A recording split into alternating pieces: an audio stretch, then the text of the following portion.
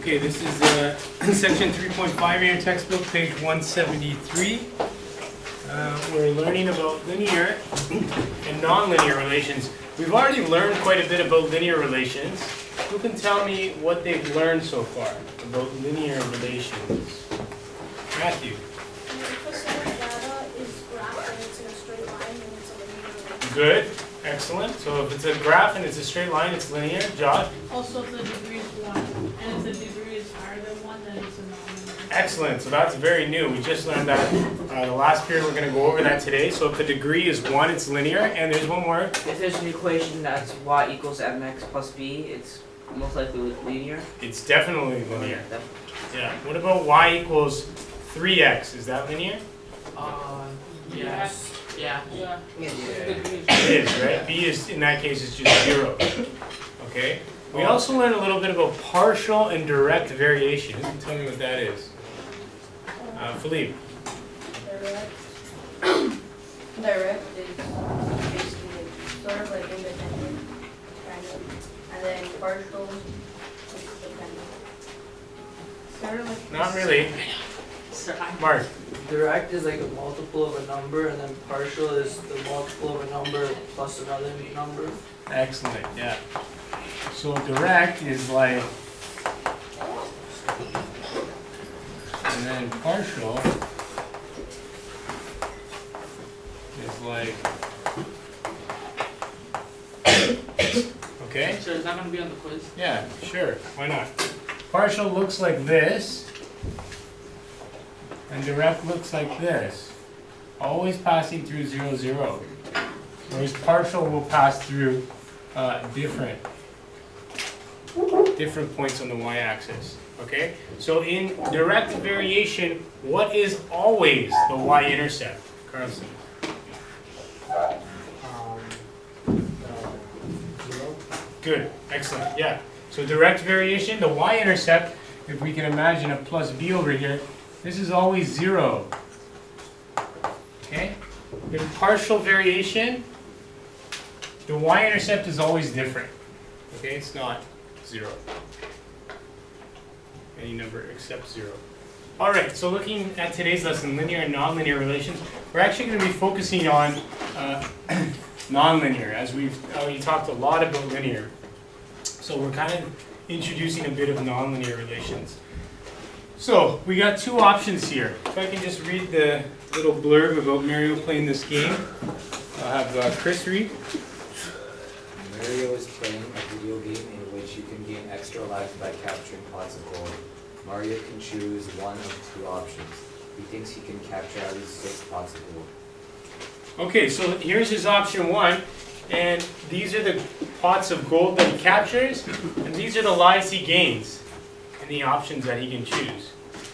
In option 2, similarly, the pots of gold he captures are on the left-hand side, and the lives he gained are on the right-hand side. Jacob, tell me which one of these is the independent and which one's the dependent variable? Pots of gold is independent and life gained is dependent. Good. If we were to graph it, we always put the independent on the left-hand side of the table, and on the right-hand side is the measured or the dependent. Okay, and in this case, if you were to graph it, your horizontal axis would be pots of gold, and your lives gained would be your measured. Okay, so if we look at these two options, right away by looking at them, any number, if we choose 1 through 4, we can see that option 1 gives us a higher number of lives gained. Okay, so on original inspection, I think most of you, at least myself, would say that option 1 is the better choice. Okay, it appears to be to me. The key in this question, though, it says that Mario thinks he can capture 6 pots of gold. Okay, so obviously these graphs aren't complete. So I'm going to put dot, dot, dot. Okay, because he's not expecting to capture just 4. He's expecting to capture not 5, but even 6. So the question then becomes, what is the pattern that's happening here, and how high is he going to get when he gets down to 6? Okay? So there's a few ways that we can figure this out. There's 3 actually. One is by graphing. 2 is by looking at the table of values. and what's called extrapolating or continuing. And 3 is by using equations. My preference, maybe the most advanced way, is number 3. Okay, we're going to cover that last. But let's look at the first one. Graphing, we all know how to graph this, right? 4 points. We have the coordinate here, 1 and 5. So I've graphed it here, 1 and 5. 2 and 10, 2 and 10. 3 and 15, and 4 and 20. So I get 4 points here. 1, 2, 3, 4. That's pretty easy. When I draw my line, I can see it's a straight line, so this is definitely a linear relation. Okay? And then if I were to continue 5, 6, I can extrapolate this graph and figure out what my value of y is going to be when my x value is 6. Okay? So if I think about this, I'm going up by 5 each time. So 5 would be 25 and 6 would be 30. Okay? By using a graph, we would look at it here, run it back, see where it crosses. It's going to be 30.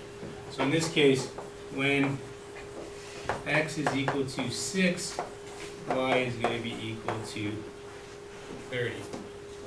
So I have 30 lives here. Okay? Using a graph now for option number 2. I have 1, 1, 2, 4, 3, 9, and 4, 16. These are my coordinate points. I've plotted them here. Okay? Now what I notice is that this is no longer a straight line, or it's not a straight line at all. Okay? It's actually you have this kind of curve. So it's a little bit more difficult to extrapolate. Okay? But if I were to kind of guess, I'm going to continue this curve going up 5, 4, 5, 6. I'm going to be somewhere up here. Okay, so let's guess. I'm going to guess around 45 or so. Okay, that's based on extrapolation. Now, if we were to graph this a lot more accurately, if we use the pull-down graph, we could actually get the value pretty decently. Okay, it's not linear, so it's still difficult, but we could get a value. And I'm sure we get a value that's much higher than 30. Okay? So that's one way using tables, or using graphs. We can see for a linear relationship, it's not bad. But for a nonlinear relationship, it's difficult. Because I'm kind of making up this line here. It's not as easily seen. Okay, so there's limitations to the graphing solution. Question, Genosha? Wouldn't it be 36? 36? Yeah, you might be right. I'm just guessing there Oh, for you. We're going to find out. Yeah, I think you will be right on that. Yeah. Okay, so now as we continue here, we talked about nonlinear relation. So it's a relation whose graph is not a straight line. That's pretty straightforward. The degree of an equation. So it's the highest exponent of an algebraic expression. So we talked about this in the first half of the class. It's basically the highest exponent of the variable or of the letter in an algebraic expression. Okay, so in this case, we have 2x squared. 2 is the highest exponent. So the degree for this algebraic expression or equation would be 2. Okay, the degree for this, 2x plus 5. There's a little 1, you can't see it, we don't put it there, but it is there. So your degree is 1 in this case. If your degree is 1, we know it's a linear relation. If your degree is 2, it's what's called a parabola. You're going to learn a lot more about that next year. Parabola looks like this. But the important part, at least for you guys, is just to know that it's nonlinear. Okay, if your degree is not 1. It's nonlinear. So that goes for 3, 4, it's nonlinear. All right, the next way we can solve this particular problem is use a table of values. So the way we do that is we just continue on with the first differences. So let's find out what they are first of all. So first differences here, you're going to do 5. 10 minus 5 is 5. 15 minus 10 is 5. 20 minus 15 is 5. So we know because all these first differences are the same, we have a linear relation. Okay, so if we want to continue now, 5 and 6, we know that our first differences are going to continue at 5 and 6. So we just continue with our first differences. So 5 plus 25, 20 is 25, 25 plus 5 is 30. Okay?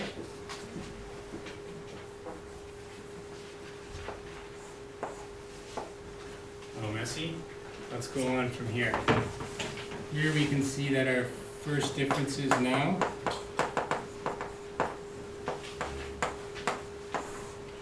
4 minus 1 is 3, 9 minus 4 is 5, 16 minus 9 is 7. So we can see right away that it's nonlinear because they're not the same. We can also see a pattern that we're increasing by 2. Okay, so if we want to continue that pattern, again using the table of values method, we want to find out what our value is going to be at 6 pots of gold. So let's continue those differences. So there's going to be a difference here of 9. So it's 16 plus 9 is 25. There'll be a difference here of 11. So what's 11 plus 25 is 36. Okay, you see how I did that? I continued the first differences, the same pattern, going up by 2, and then I populated the table. Josh? It's also just at the pots and gold to each one or two. Yeah. Sorry? That's to each one or two. Like you just split the pots of gold to each one or two. Yeah, that's the next one. We're getting there. Yeah, we're getting there. Yeah, I did mention that that's probably the most efficient way and the way I would have chose these equations, but I'm doing it last. Okay? So that's our table of values method. So we know actually this value is not 40 plus. It's actually exactly equal to 36. Okay, so we should see our answer by now. We know the answer is option 2 as being the better choice because he gets 36 lives as opposed to 30. Yes, Michael? On a test, will you ever ask us specifically for the table of values unit? Sure, I might. Yeah, I could. All right, last one is equation. So option 1, we know that our lives is equal to 5 times the pots of gold. And this one's maybe the most difficult, but it is the most efficient. Okay, I say it's the most difficult because you got to go here and you got to think about it and recognize a pattern. Okay, we can see here that 5 times this value, the first value, always gives us the second value. But 5 times 1 is 5, 5 times 2 is 10, 5 times 3 is 15, 5 times 4 is 20, etc. So we know the equation then is our lives equals 5 times our pots of gold. Okay, and then it's the same thing over here. What do we do with this number that gives us this number? Well, if we square 1, we get 1. If we square 2, we get 4. If we square 3, we get 9. If we square 4, we get 16. So it may not have been easy for you guys to recognize, but the pattern in the equation then would be our lives is equal to our pots of gold squared. So then if we're saying we capture 6 pots of gold, our lives becomes 36. Okay, so it's much easier, much quicker. Matthew? This question is like sort of irrelevant. Would the set of data be discrete or continuous? Okay, good question. Can we have half a pot of gold in a video game? We can. Or is it filled up like halfway? Depends how he captures the gold in the game. If he's capturing coins or if he's capturing straight pots of gold. I would say by this explanation, and just my assumption and experience playing video games, probably not. Probably you're capturing full pots of gold, right? Because even if you could capture, let's say, gold coins, then I could always argue, can you capture half a gold coin? Or an eighth of a gold coin? So in any way you kind of cut it, it's going to be discontinuous. Okay? Same with lives, right? You wouldn't have half a life. Yep? Oh, no, so I was gonna say, you can't really have half a life. You could if you had hit points, let's say, but again, of course, I would say discontinuous. So then based on these graphs, these lines should be dashed. Okay, good question though. It was definitely relevant. Why don't you just move the camera? All right, any more questions with example 1? All right, let's look at a couple of questions they give us in the book.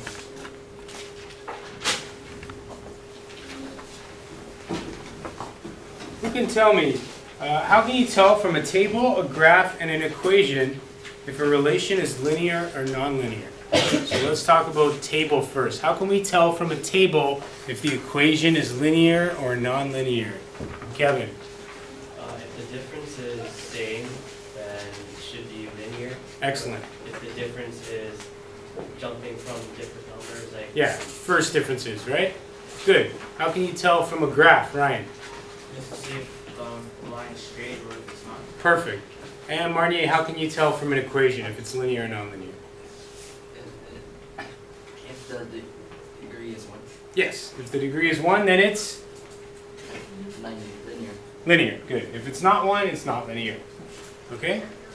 That's it. That's a good summary. All right, example number 2. It says the circumference of a circle is the diameter multiplied by pi. So we have, this is a famous equation for circumference. Pi d, or d times pi, where d is the diameter and c is the circumference. It asks us, identify the relation between circumference and diameter, linear or nonlinear? Nicholas. It's going to be linear because the degree is 1. Excellent. Yep. Linear. And the degree,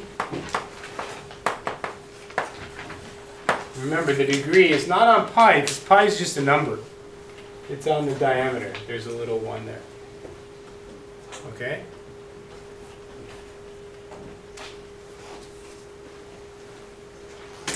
All right, next one. The volume of the cube is the length of one side cubed. Identify the relation. So, example 3, volume is equal to side cube. Linear or nonlinear? Noah. Non-linear because the degree is 3. Good.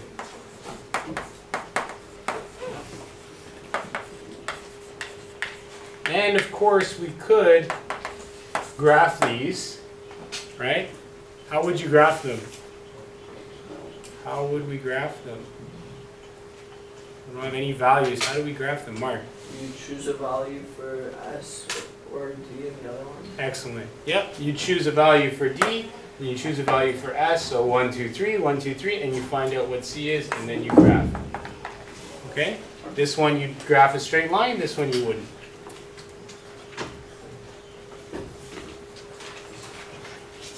Alright, example number 4. It says the number of bacteria Y in a dish double every hour. An equation for this is Y equals 2x, where x is time in hours. There is one bacterium at time 0. Predict the number of bacterium at time is equal to 7 hours. And they tell us where x is time in hours. So how would I do this? I want to know how many bacterium there are in 7 hours. It says predict. I don't really need to predict. I can tell you exactly. Jesse? Replace the X with 7. Exactly. Yeah, that's it. So y is equal to 2 and then a 7 at the top. And we figure out that that's 128. So no prediction necessary there. It tells us here's the equation. X is time.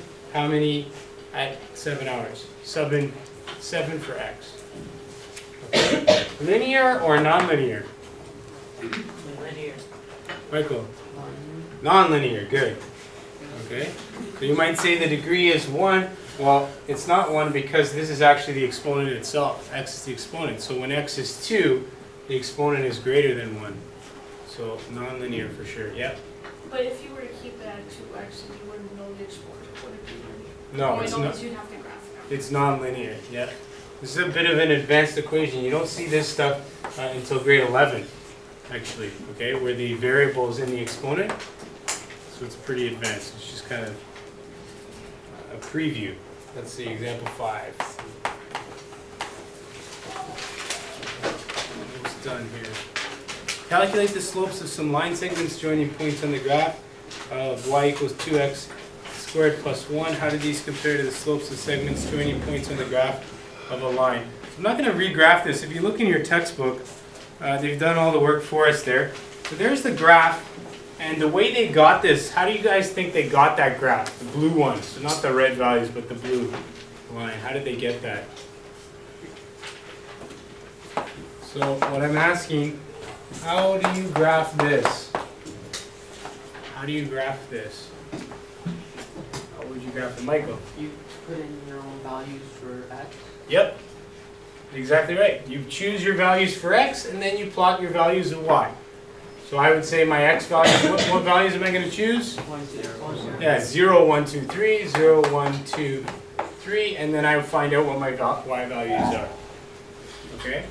And they actually plotted negative values, so they did negative 3, negative 2, negative 1, so they got both sides of the 0, of the y-axis. Okay? And then it says, calculate the slopes of the line segment joining points on the graph. So all they do then is they get this graph like this. Okay, they have these points here. Okay, that's how we draw the line with those points. And they're asking us to find out what these slopes are between these 2 points.